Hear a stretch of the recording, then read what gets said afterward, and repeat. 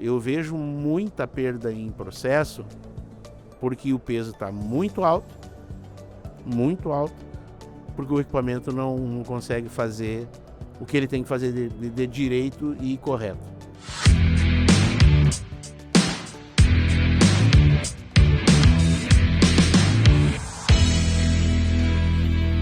Quando a planta de processamento acelera demais, o que quebra primeiro? A margem da operação ou a qualidade do abate? Eu vou conversar com um consultor que é dono da consultoria Demais. Ele se chama Darwin de Araújo Rosa, é médico veterinário, fez uma palestra aqui no Simpósio Brasil Sul de Avicultura sobre velocidade de abate. Antes de partir para as perguntas para ele, que eu sei que você está curioso para ouvir, eu queria te pedir para se inscrever no nosso canal, para você poder acompanhar as entrevistas do setor mais atualizadas entre os melhores eventos no Brasil. Dr. Darwin, seja bem-vindo. Bom dia, obrigado pelo convite, estou honrado de estar aqui com vocês e pronto para responder as tuas perguntas. Darwin, eu gosto de receber o pessoal de processamento aqui porque é um assunto que eu tenho muita curiosidade ainda e eu tenho certeza que ainda gera um monte de dúvidas. Perguntas lá durante a sua palestra devem ter demonstrado isso. Vamos começar. O setor ele ainda confunde velocidade com eficiência. Acho que vai um pouco ao encontro do que a gente estava conversando antes da entrevista aqui, né? Sim. Tem muita planta que bate número por hora, mas bater o número por hora pesa mais do que preservar rendimento, padrão de carcaça, estabilidade de processo. Se você puder comentar pela sua experiência.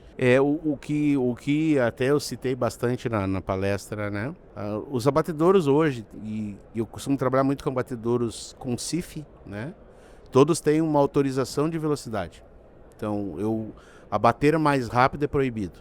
Se eu fizer, eu corro o risco de uma penalização pela fiscalização da inspeção. O nosso grande problema é o contrário, é abater mais lento. Primeiro, os nossos equipamentos não são feitos para trabalhar mais lentos. Quanto mais lento, pior é o resultado da qualidade de carcaça. Certo? Segundo, quando eu abato lento, eu estou fazendo esse processo não porque eu estou querendo abater mais lento para descansar, mas eu estou fazendo esse processo porque a qualidade da minha matéria-prima não está suficientemente boa e ela está me comprometendo a minha velocidade e eu preciso fazer uma redução dessa velocidade para poder fazer os ajustes necessários para ter uma matéria-prima de qualidade, né? Então é isso mais ou menos o dia a dia de quem trabalha no abatedouro. A gente tem uma neura assim, lá no abatedouro, eu até falei na palestra, a nossa neura é abater, a gente precisa abater. Eu tenho um abatedouro que tem que abater hoje 100 mil frangos, a minha preocupação é abater os 100 mil frangos. Mas eu não consigo extrapolar a velocidade autorizada. Muitas vezes para abater esse frango eu abato ele com horas extras. Hora extra é prejuízo, hora extra é aumento de custo. Ao contrário, se eu abater mais lento, é prejuízo, porque eu prejudico a qualidade da carcaça, porque os equipamentos não são feitos para trabalhar lentos.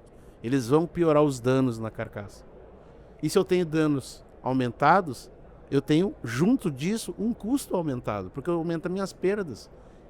A gente não encontra no mercado hoje uma carcaça inteira ou parte de uma carcaça que tenham fraturas, que tenham penas, que tenham ossos expostos, que tenham hematomas. Certo? E isso é o dia a dia de um abatedouro. Essas coisas acontecem em maior ou menor grau, mas essas são coisas que acontecem no dia a dia.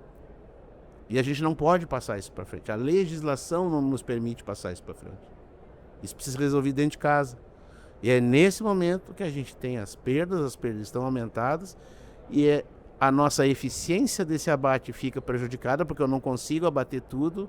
Chega ao ponto de eu reduzir tanto, ter tanto problema que eu acabo tendo que cancelar o abate. Isso é a pior coisa do mundo que existe, porque esse frango que era para vir hoje, porque está no peso certo, vai voltar para o campo ou nem vai vir do campo, vai ficar mais tempo, vai crescer mais, já não é o que a máquina consegue fazer, no outro dia vai piorar mais.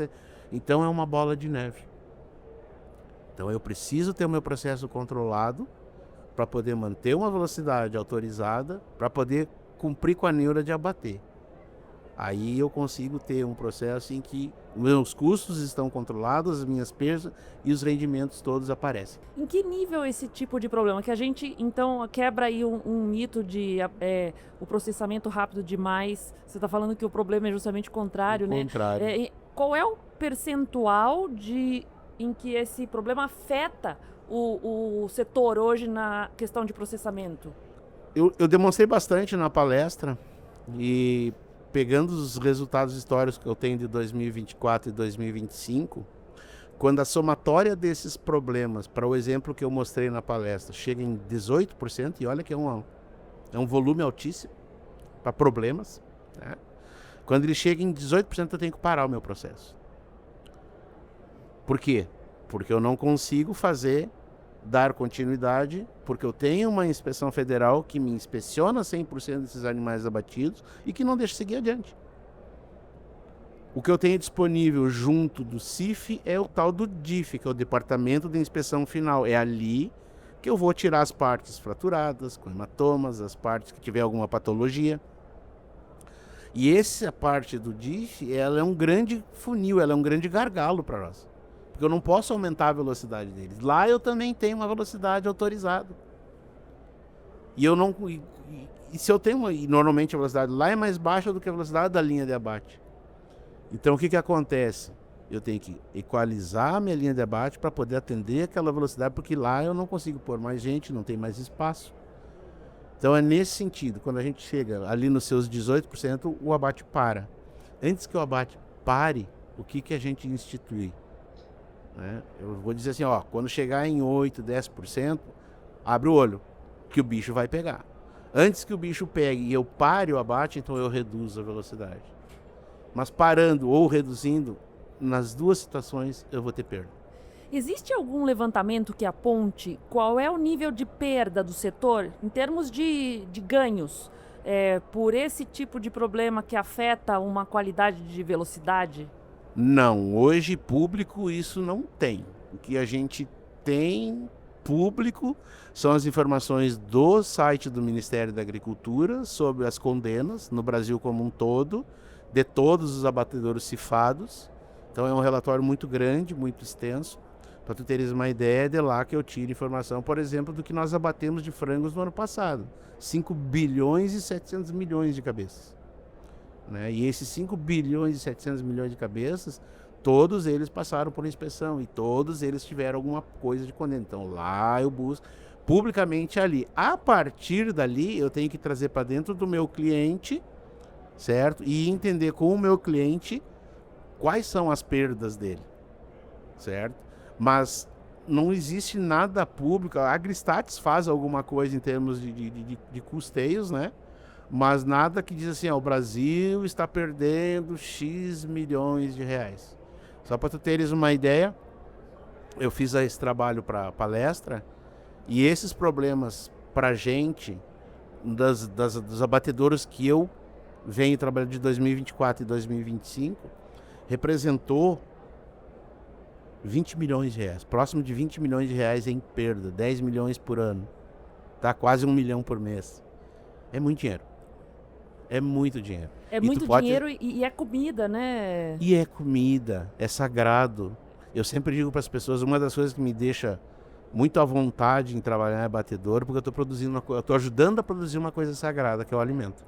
E comida a gente não pode jogar fora, a gente não pode ter perda. Onde que estão os problemas principais que afetam a velocidade do abate? Eles estão no campo ou eles estão dentro do abatedouro? Conforme o levantamento que eu fiz dos abatedores que eu venho trabalhando, hoje estão no campo. Hoje a gente precisa melhorar muito as condições sanitárias. Então a gente vê que a gente está recorrente com aerossaculite, a gente está recorrente com artrite, né? Todas essas lesões são visíveis, quando chega na inspeção federal eles enxergam, sai da linha de abate e vai para a linha de DIF para fazer a remoção das partes que tem que ser removidas. Então assim, tem a parte sanitária e uma grande parte que vem de uma decisão de gestão, e não está errada a decisão, eu nunca contesto a decisão, eu sempre contesto o todo, em que sentido ela foi tomada.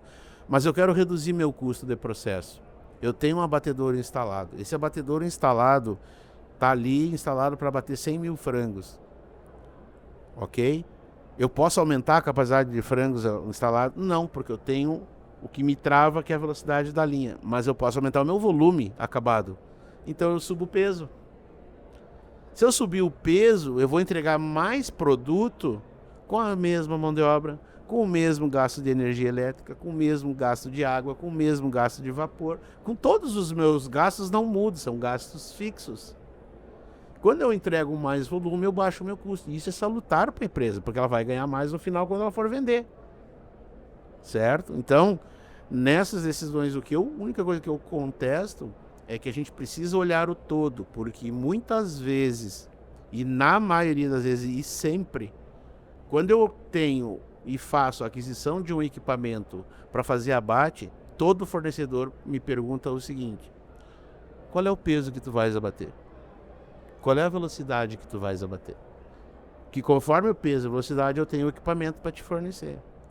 Então o que é olhar o todo? Eu como gestor, se eu vou tomar a decisão de subir peso, o meu equipamento comporta esse peso maior. Eu tenho muita perda, eu vejo muita perda em processo, porque o peso está muito alto, porque o equipamento não consegue fazer o que ele tem que fazer de direito e correto. Quem amarra esses pontinhos? Eu tenho procurado amarrar, mas eu falei uma coisa que é interessante, né? Ela judia um pouco para quem ouve, mas lamentavelmente, no meu modo de ver, a gente precisa na agroindústria quebrar os feudos. A gente é muito feudalista. Eu tenho meu feudo agropecuário, eu tenho meu feudo nutrição. Não, eu não vou melhorar a qualidade da ração, porque eu vou aumentar o custo da ração reais por tonelada. Não, eu não vou fazer tal uso de uma vacina, por exemplo, no lote, porque essa vacina é mais cara, eu vou comprometer a minha meta de... Então são feudos e metas. Né? E eu ilustrei bem isso na palestra para o pessoal, e eu disse que a gente precisa começar a quebrar essas coisas. Porque só existe um feudo, o CNPJ. É ele que paga tudo. Eu fiz muito trabalho, tenho feito trabalhos e ainda quero fazer muito trabalho em que a gente faz experimentação a campo, com melhoria da matéria-prima, e a gente colhe o fruto disso, não é no custo do frango na plataforma, que é uma meta da agropecuária, ou da nutrição. A gente colhe isso com que eu aproveito mais de frango. Eu pago essa despesa com que eu aproveito mais, porque o CNPJ ali em cima, que é o pai de todos, está engrandecendo. Eu já vi situações em que a agropecuária está super bem, mas a indústria está afundando. E a indústria ela gera muito dinheiro. O volume que gerado de dinheiro ou perdas assusta. Você conversou com o público hoje num evento que tem 26 anos, né? Tá fazendo 26 anos hoje. É um público extremamente qualificado numa região fortíssima na produção. Então tem muita gente que entende muito do assunto ali vendo a tua palestra. Que perguntas que surgiram ali que chamaram sua atenção? As principais, o que existe hoje de tecnologia, né? Em termos de acompanhamento, de melhorias, de olhar controles. Eu costumo dizer, eu sou meio antiquado nisso, porque as tecnologias não são todas acessíveis, principalmente pela questão de custo. Então a gente precisa primeiro fazer o trabalho de casa, executar o simples. Não adianta eu fazer um investimento numa alta tecnologia e eu não ter capacidade de operá-la, né? Então eu procuro fazer o trabalho sempre, o simples primeiro, buscando informações mais fidedignas. Eu não gosto de médias, eu gosto da informação mais, eu falei lá na palestra, mais miudeira, né? Então eu entendo e espero que eu tenha colocado uma sementinha na cabeça das pessoas para que comecem a olhar os seus indicadores, não mais da forma como eu olho como médias, mas que olhem por carga, que olhem cada vez mais esmiuçado para poder ter essas entregas. Assim, eu acho que o público realmente é um público extremamente seleto, e eu quero ver agora, quando eu rodar aqui pela feira, quantos puxão de orelha eu vou tomar, né? Foi um prazer conhecê-lo. Muito obrigada por compartilhar seu conhecimento conosco e com o público do Simpósio Brasil Sul. Você tem alguma mensagem final de alguma coisa que eu não te perguntei? Olha, eu fico muito feliz, né? Eu tive um mentor no passado que sempre dizia para mim, cara, tudo que tu aprender, ensine, sabe? Eu não tenho receio de mostrar o que eu sei. Eu repito várias vezes para as pessoas aprenderem, né? Levo isso para o meu dia a dia e fico feliz, muito feliz de poder estar aqui. Eu, Darwin, eu estou há 31 anos e 9 meses como carreira, né? Como consultor, eu comecei agora em julho de 2022, então eu sou novo nisso, eu estou aprendendo muito, não imagino o quanto que eu estou aprendendo. E fico assim extremamente lisonjeado pelo convite que eu recebi, de poder estar aqui, poder compartilhar um pouquinho do que eu tenho aprendido, né, com as pessoas. E desejo de coração, primeiro agradecer ao Núcleo VET, parabenizar pelo aniversário, tudo. Mas eu fico rogando a Deus que as pessoas peguem dessa sementinha, que ela seja realmente uma sementinha, que ela vire uma árvore frondosa e que a gente cada vez mais ganhe dinheiro, porque nós não somos um agronegócio filantrópico. A gente está aqui, a gente move essa roda financeira no Brasil e a gente precisa fazer com cada unidade, cada agroindústria busque a sua fatia de mercado e não tenha prejuízo. É difícil não ter, porque a cadeia é longa, mas a gente tem muito como reduzir e fazer melhorar. Então, muito obrigado. Uma árvore forte para ela, não para a gente tirar proveito da sombra, mas para a gente tirar proveito dos frutos, né? Dos Darwin? frutos. A árvore é para dar fruto, com certeza. Muito obrigado. E a você que nos acompanha, não deixa de se inscrever no canal para continuar se mantendo atualizado sobre as notícias do setor.